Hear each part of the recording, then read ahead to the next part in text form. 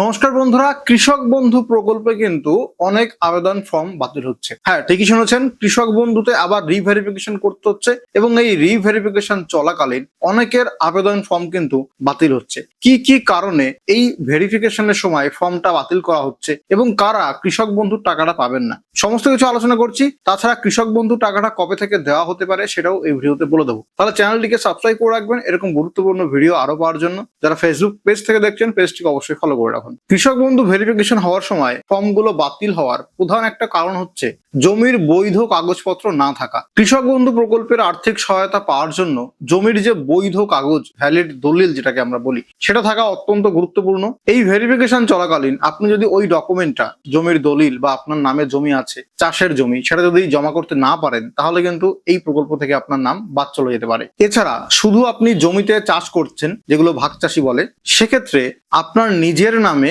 জমির কোনো ডকুমেন্ট থাকতে হবে। মানে আপনি যে ভাগ চাষি সেটা মুখে বললে হবে না, তার প্রপার ডকুমেন্ট দেখাতে হবে। হয়তো মালিকের কাছ থেকে কোনো লিখিত পড়িত বা স্ট্যাম্প পেপারে লিখিত যেটা ওই রিলেটেড ডকুমেন্ট, সেটা আপনাকে দেখাতে হবে, না হলে কিন্তু হবে না। তাহলে জমির রেকর্ড এবং অন্যান্য দলিলপত্র সমস্ত কিছু ঠিক আছে কিনা এগুলো অত্যন্ত গুরুত্বপূর্ণ এবং ভেরিফিকেশন চলাকালীন যে ভেরিফিকেশন ফর্ম আছে তার সঙ্গে এই ডকুমেন্টগুলো মাস্ট জমা দেওয়া চাই, না হলে এই কারণে অনেকের ফর্ম বাতিল হয়ে যাচ্ছে। এরপরে একটা জমিতে কৃষক বন্ধুতে আবেদন করেছেন একাধিক কৃষক। সরকারের যেটা নিয়ম সেটা হচ্ছে একটা জমিতে শুধুমাত্র একজন ব্যক্তি কৃষক বন্ধু প্রকল্পের সুবিধা পাবেন। এবার দেখা যাচ্ছে একই জমির কাগজপত্র দিয়ে দুজন বা তিনজন ব্যক্তি কৃষক বন্ধু প্রকল্পে আবেদন করেছেন, সেক্ষেত্রে কিন্তু ডুপ্লিকেট যে নামগুলো সেগুলো বাতিল হয়ে যাবে। তাহলে অতি গুরুত্বপূর্ণ একটা বিষয় আপনাদের জেনে রাখা উচিত যে ভেরিফিকেশন করার সময় ক্রস চেক করা হচ্ছে যে একই ব্যক্তি যেন সুবিধা পায় শুধুমাত্র একটা জমিতে। আমার একটা জমিতে আমরা 3 ভাই বোন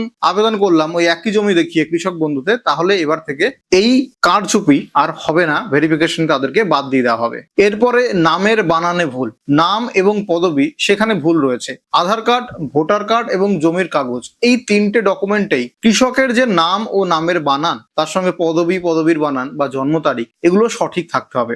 দেখা যাচ্ছে আধার কার্ডে একরকম নামের বানান রয়েছে, ভোটার কার্ডে এবং জমির ডকুমেন্টে আরেক রকম রয়েছে। তাহলে 2 রকম বা 3 রকম নামের বানান হতে পারে, এরকমটা ভুল হতে পারে। যেমন মন্ডলের ক্ষেত্রে অনেকে MONDAL ইউজ করে, অনেকে MANDAL ইউজ করে, অনেকের মিডিল নেম কুমার চন্দ্র একটা ডকুমেন্টে থাকে, অন্য ডকুমেন্টে থাকে না। এছাড়া জন্ম তারিখেও ভুল থাকতে পারে। তো বিশেষ করে দেখা হচ্ছে কৃষকের যে নাম, সেই নামের বানানে যদি ভুল থাকে, তার মানে গুরুত্বপূর্ণ নথিতে নামের বানান অমিল থাকলে ভেরিফিকেশনে আপনার আবেদন হোল্ড করে রাখা হতে পারে। এক্ষেত্রে হয়তো সরাসরি বাতিল করা হচ্ছে না, কিন্তু আবেদন হোল্ড করা হতে পারে, যার জন্য টাকাটা নাও ঢুকতে পারে আগস্ট মাস, সেপ্টেম্বর মাসের কিস্তিটা। তাহলে যদি আপনার আধার কার্ড, ভোটার কার্ড এবং জমির কাগজে নামের বানান ভুল থাকে, তাহলে অতি সত্বর যেটাই ভুল আছে সেটা চেঞ্জ করে সঠিক করে নেবেন। এবার অনেক কৃষকের মৃত্যু হয়ে গেলেও তাদের নাম পুরনো তালিকায় থেকে যাচ্ছে এবং তাদের টাকাটা কিন্তু ঢুকছে, অথচ সেই কৃষক মৃত।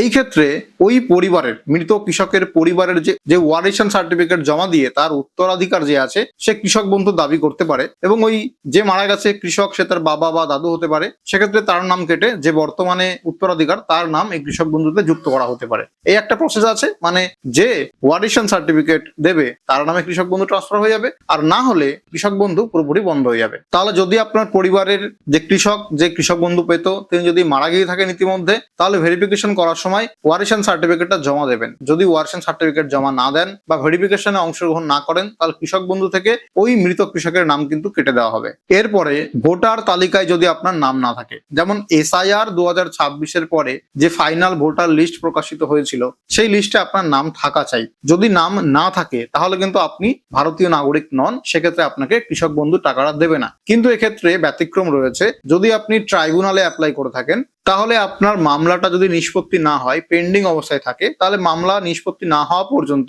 আপনি এই প্রকল্পের টাকা পেতে থাকবেন। এবার দেখা গেল পেন্ডিং এর মামলা নিষ্পত্তি হয়ে গেছে এবং আপনাকে ভারতীয় নাগরিক দিয়ে দিয়েছে, পরবর্তীতে ভোটার লিস্টে আপনার নাম উঠে যাবে, তবু আপনি টাকাটা পাবেন, কারণ সেক্ষেত্রে আপনি ভারতের বৈধ নাগরিক। কিন্তু দেখা যাচ্ছে ট্রাইব্যুনালের পরেও আপনাকে ভারতীয় নাগরিক দিল না, আপনার নাম ভোটার লিস্টে উঠলো না, সেক্ষেত্রে আপনার এই প্রকল্পের টাকাটা বন্ধ হয়ে যাবে।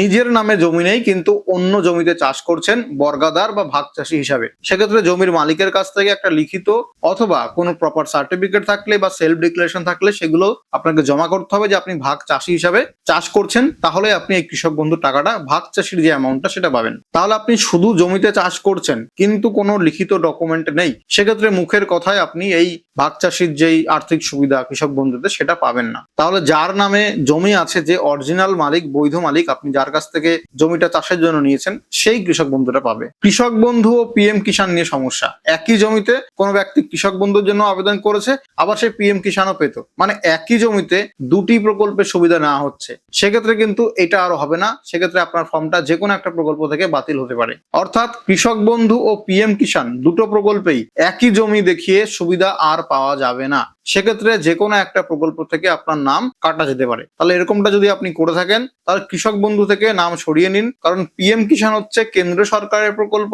ওই প্রকল্প সারা জীবন চালু থাকবে। এবার বলি কৃষক বন্ধু টাকাটা কবে নাগাদ ঢুকতে পারে। দেখুন, সোশ্যাল মিডিয়া যেমন ইউটিউব, ফেসবুকে একটা খবর উঠে এসেছে যে 17 আগস্ট থেকে টাকা ঢুকতে পারে, কিন্তু সরকারি কোনো নির্দেশিকা বা ঘোষণা নেই, তাই টাকা কবে ঢুকবে এটা এখনো জানা যায়নি। যখনই সরকারের পক্ষ থেকে কোনো অফিসিয়াল ঘোষণা আসবে তখন আপনাদেরকে ভিডিও করে জানিয়ে দেবো। তার জন্য চ্যানেলটিকে সাবস্ক্রাইব করে রাখুন, ফেসবুক পেজটিকে ফলো করে রাখুন। কৃষক বন্ধু প্রকল্পে কত টাকা পাওয়া যায়? জমির পরিমাণের উপরে নির্ভর করে কত টাকা পাওয়া যেতে পারে। আপনার জমি যদি 1 একরের কম হয় তাহলে আপনি 4000 টাকা পাবেন বছরে। মনে হয় প্রতি কিস্তি 2000 টাকা করে, বছরে দুটো কিস্তি দেওয়া হয়, 2000 প্লাস 2000, 4000। এবার যাদের 1 একর বা তার বেশি জমি আছে তাদেরকে সম্ভবত 10,000 টাকা করে দেওয়া হচ্ছে দুটো কিস্তিতে। প্রথম কিস্তি 5000 এবং দ্বিতীয় কিস্তি 5000। তাহলে প্রতি বছরে আর্থিক সহায়তা দেওয়া হয়। 1 একরের কম জমি থাকলে 4000 টাকা, 1 একরের বেশি জমি থাকলে 10,000 টাকা। তাহলে আজকের ভিডিওতে এইটুকুই আলোচনা করলাম। যদি কোনো প্রকার প্রশ্ন থাকে কমেন্ট করে জানাবেন, আমরা উত্তর দেওয়ার চেষ্টা করব।